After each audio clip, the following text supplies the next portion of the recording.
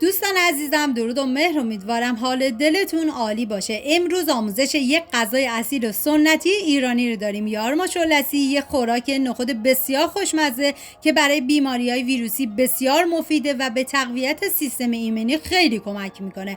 بریم که با هم دیگه این غذای خوشمزه رو درست کنیم.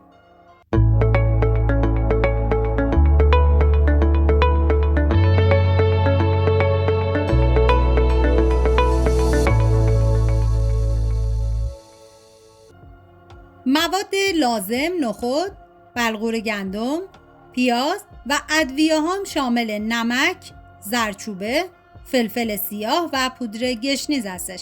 من اندازه های دقیقم داخل دیسکریپشن نوشتم.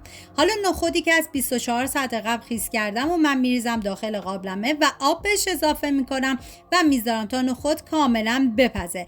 از تبریزی های دوست داشتنیمونم بابت این غذای عالی اسیرشون تشکر میکنم و پیشنهاد میکنم که حتما این خوراک نخود رو امتحان کنید و طعم بی‌نظیرش لذت ببرید که مطمئنم عاشقش میشید.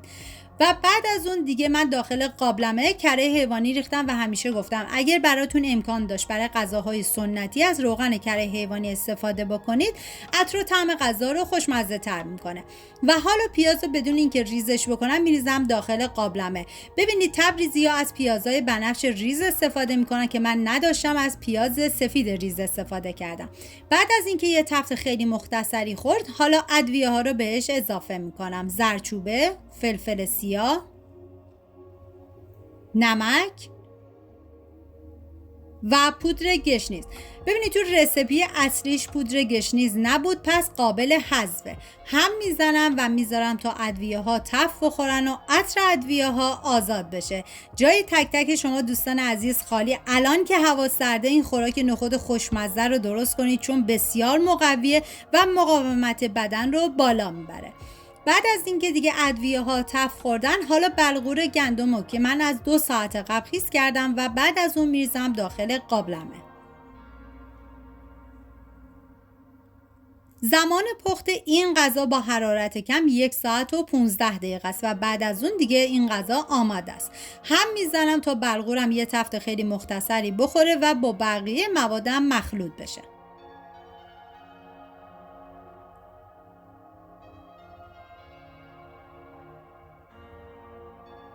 و حالا من مقداری آب بهش اضافه میکنم. ببینید من از آب کمتری استفاده میکنم چون آب گوش داشتم و به جای آب از آب گوش بقیه‌اش رو استفاده میکنم. شما اگه آب گوش نداشتید میتونید از استاک گوش هم استفاده بکنید چون اینجوری طعم غذا رو خوشمزه تر میکنه. و حالا هم میزنم تا همه مواد با هم دیگه مخلوط بشن. این غذا به خصوص برای عزیزانی که سرماخورده هستن و همچنین بچه‌ها خیلی مقویه و حتما درستش کنید. بعد از اینکه به جوش اومد دیگه من میذارم تا این بلغور گندم کاملا بپزه و لابدار بشه. بعد از اینکه دیگه بلغور کاملا پخته شد، من هم میزنم. ببینید در طی زمان پخت حتما چندین مرتبه هم بزنید که ته نگیره. واقعا من هرچی از خوشمزگی این غذا بگم کمه. و حالا نخودی که گذاشتم پخت و به بلغور اضافه میکنم و زمانی هم که نخود رو اضافه کردید بذارید نیم ساعت دیگه بپزه و بعد از اون دیگه این غذاتون آماده است. حالا هم میزنم تا همه مواد با هم دیگه مخلوط بشن.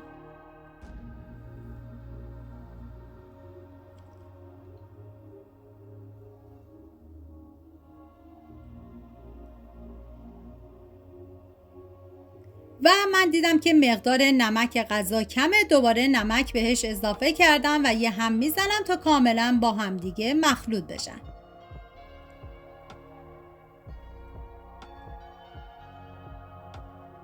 بعد دیگه میذارم به مدت نیم ساعت دیگه این غذا کاملا جا بیفته و بعد از نیم ساعت این خوراک خوشمزه ما آماده است.